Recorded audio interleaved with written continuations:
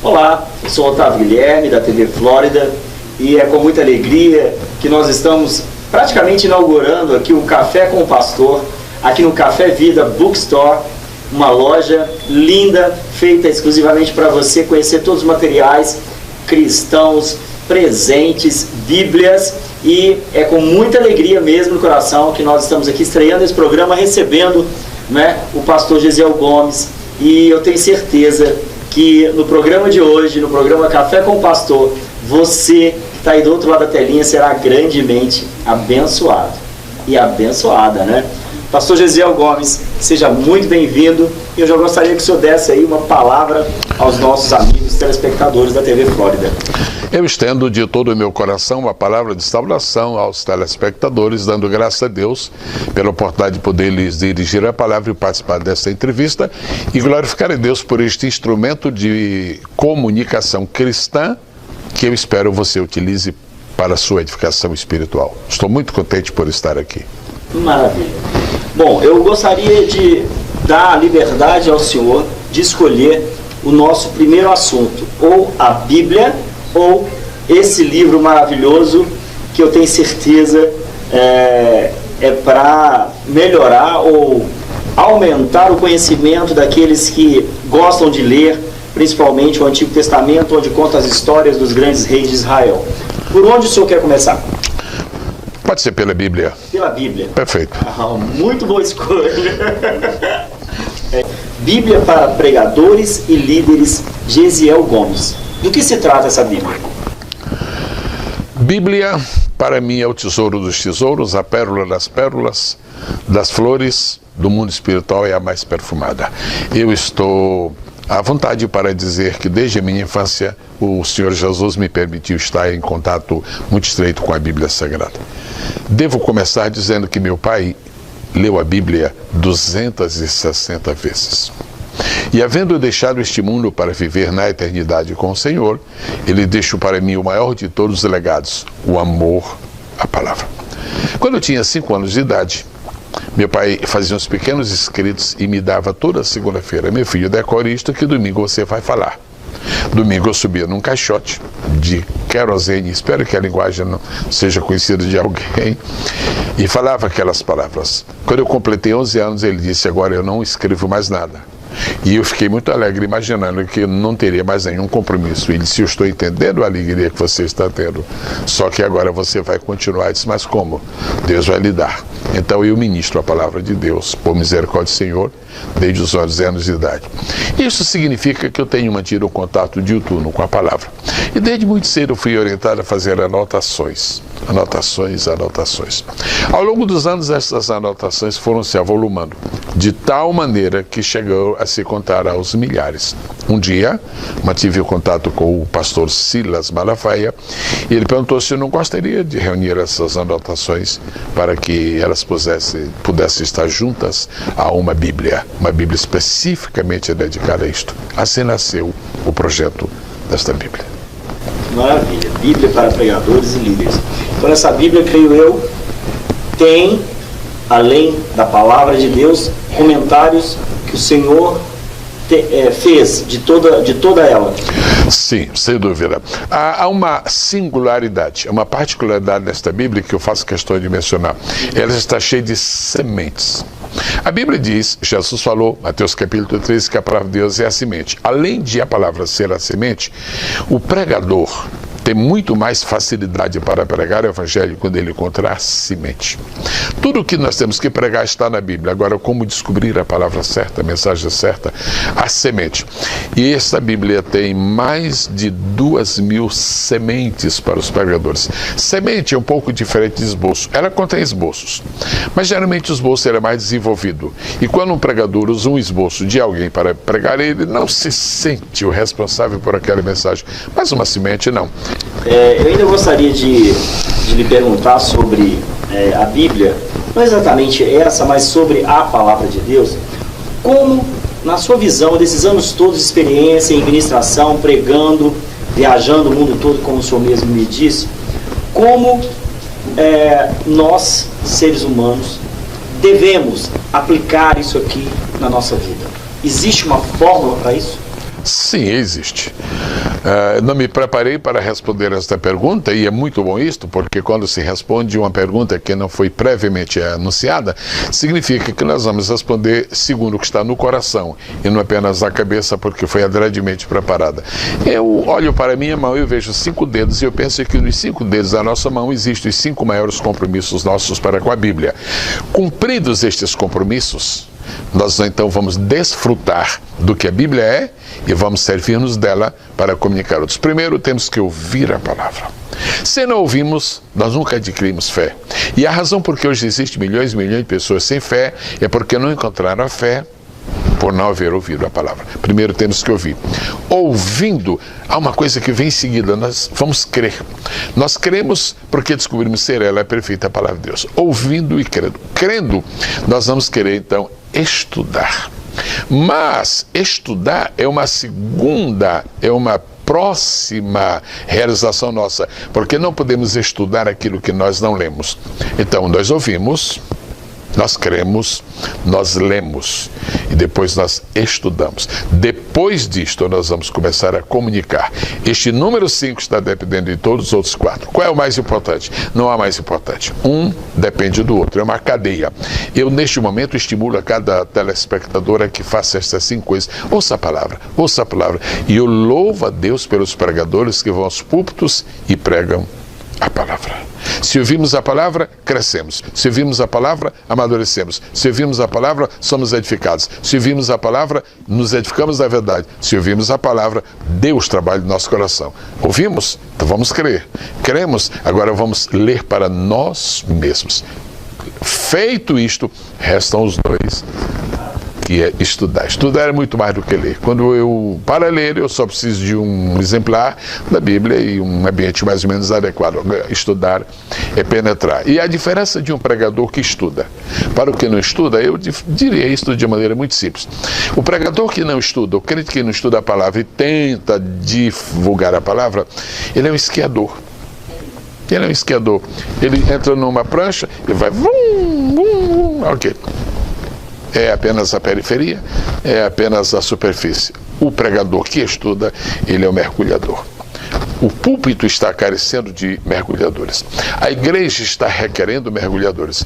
Eu espero humildemente da parte do Espírito Santo que ele ajude os mergulhadores a mergulharem usando estas armas que estão aqui à disposição. Amém. Amém. Antes de nós começarmos nosso bate-papo, nós estávamos ali conversando ali logo na entrada do Café Vida, e o senhor fez um breve relato sobre a questão hoje, né, da tecnologia, que os CDs e DVDs estão praticamente sendo exterminados, né, de todas as livrarias do Brasil, até mesmo do mundo. Mas o senhor disse uma coisa que me chamou muita atenção, e eu ouvi como uma palavra revelada da parte de Deus, que veio do senhor para mim. Quando o senhor disse que o livro, ele vai resistir a essa tecnologia. Eu gostaria muito que o senhor presenteasse os nossos Perfeitamente, amigos. Com prazer. Eu não sou tão antigo, eu sou mais novo do que Noé. Eu sou mais novo do que Moisés, eu sou mais novo do que Paulo, mas eu não sou tão antigo, mas sou um pouquinho antigo. Eu sou do tempo da fita cassete, que se deu lugar a outros elementos que vieram. Quando eu entrei aqui, eu procurei DVDs, não há mais.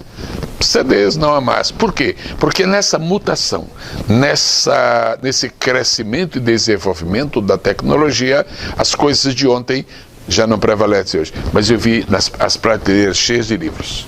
Todos os outros elementos que usamos hoje, como usávamos ontem para a comunicação, eles vão se extinguir. Eles vão chegar ao seu fim. Livro não. O livro é imperecível. Até o jornal vai se acabar. Mas o livro é imperecível. Por quê? Porque quando Deus decidiu se revelar ao mundo, ele escolheu o livro para ser o canal de sua revelação. Deus é suficientemente sábio para não escolher como canal de sua revelação o elemento que fosse perecível. E para termos uma consciência sólida e uma convicção profunda de que os livros permanecerão, basta lembrar que no antepenúltimo capítulo 20, no antepenúltimo capítulo da Bíblia está escrito que lá em cima existem os livros, e abriram-se os livros, e ele fala da biblioteca de Deus. Se acontecesse das bibliotecas da terra se acabarem, não se acabariam os livros, porque cessados os livros dos homens, permanece o livro de Deus. Uma última apreciação. Quando nós tomamos o exemplar da Bíblia, por exemplo, aqui está isto aqui não é o original, isto é uma cópia. Aqui há muitas Bíblias, nenhuma delas é a Bíblia original. Não existe a Bíblia original na Terra. Isto aqui são cópias boas, cópias autênticas, cópias reconhecidas. Por quê? Porque a Bíblia é o único livro que circula na terra, mas o original está no céu. Salmo 119, verso 89 diz assim: para sempre, ó Senhor, a tua palavra permanece no céu. O que significa isto? Uma impossibilidade total, mas somente para efeito de raciocínio.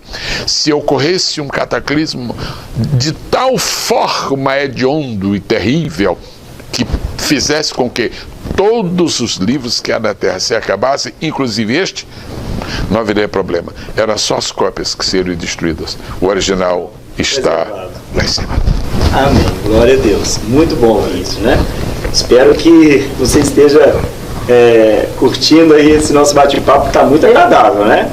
E tem aqui uma plateia também aqui, né? Ligadinha no que nós estamos compartilhando. Bom, vamos passar então para essa outra preciosidade, né?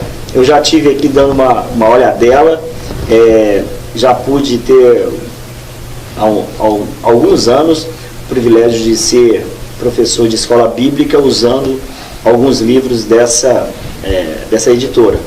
E essa aqui especial, esse livro especial, Lições, né, da Palavra de Deus para a Escola Bíblica, trata-se de aborda os grandes reis de Israel, histórias de guerras, fracassos e conquistas, não é? Da Central Gospel. O que o senhor poderia nos dizer a respeito dessas lições? Comentarista, pastor Gisiel Gomes, hein? Difícil dizer, né? Houvesse sido escrito pelo pastor Otávio, eu ia falar muito aqui. Com licença. Quando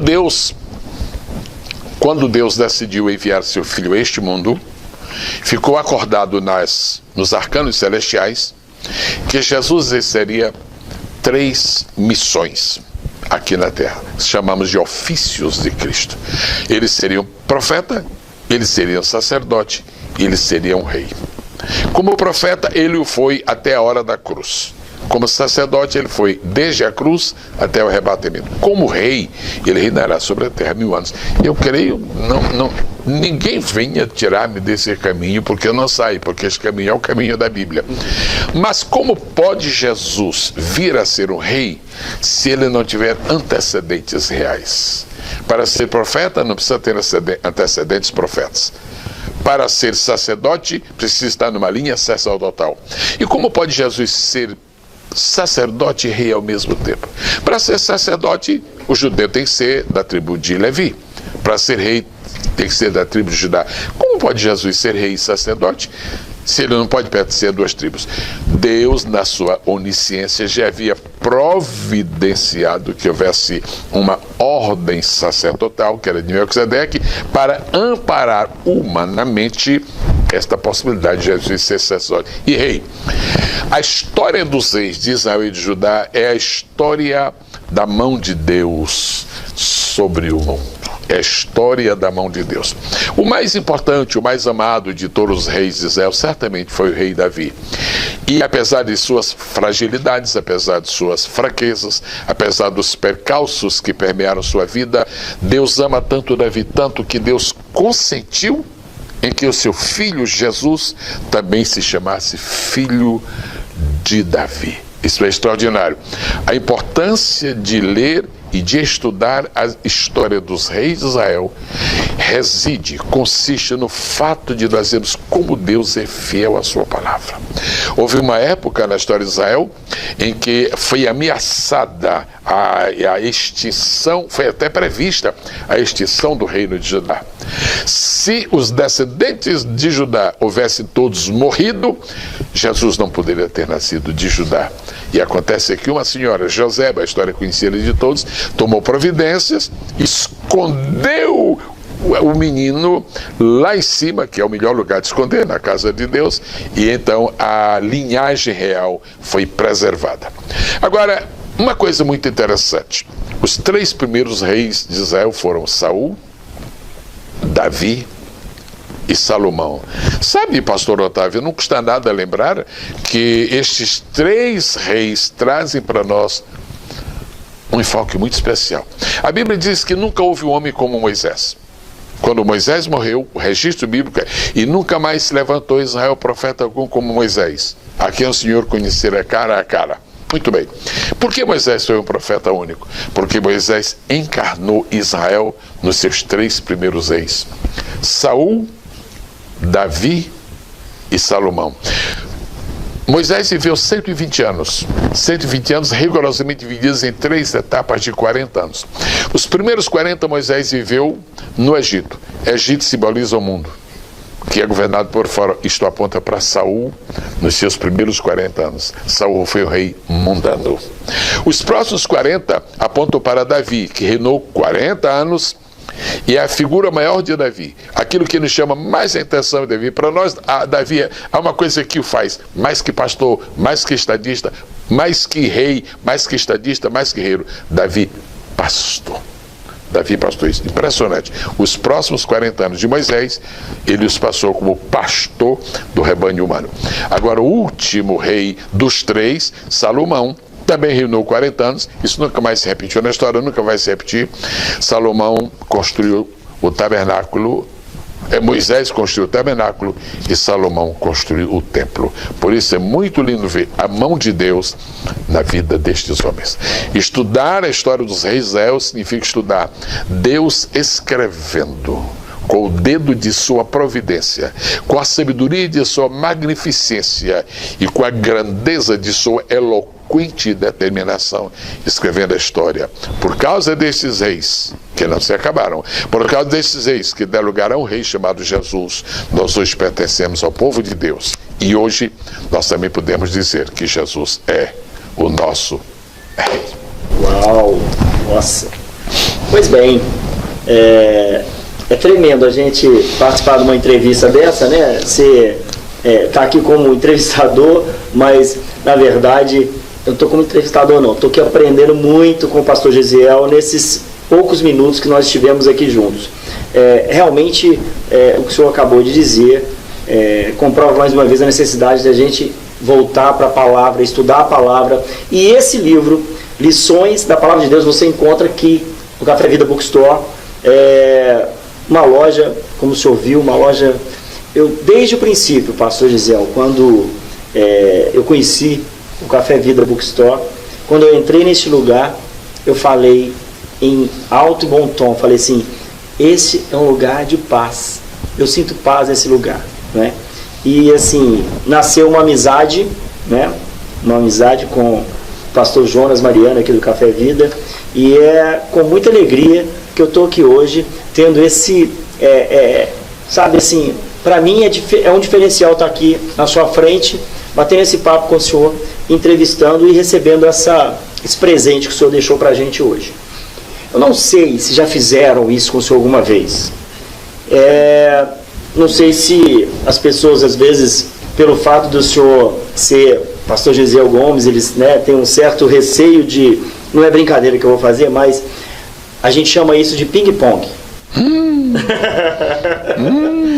O senhor sabe o que é ping-pong? Sei. Sabe? Eu poderia... Não entendo nada do ping-pong, mas eu sei. São algumas perguntas rápidas. Perfeito. E as respostas. Vamos tentar, né? Vamos tentar? Vamos tentar. Vamos ping-ponguear. Eu gosto muito de... Antes do ping-pong, a minha consciência está pedindo uma coisa.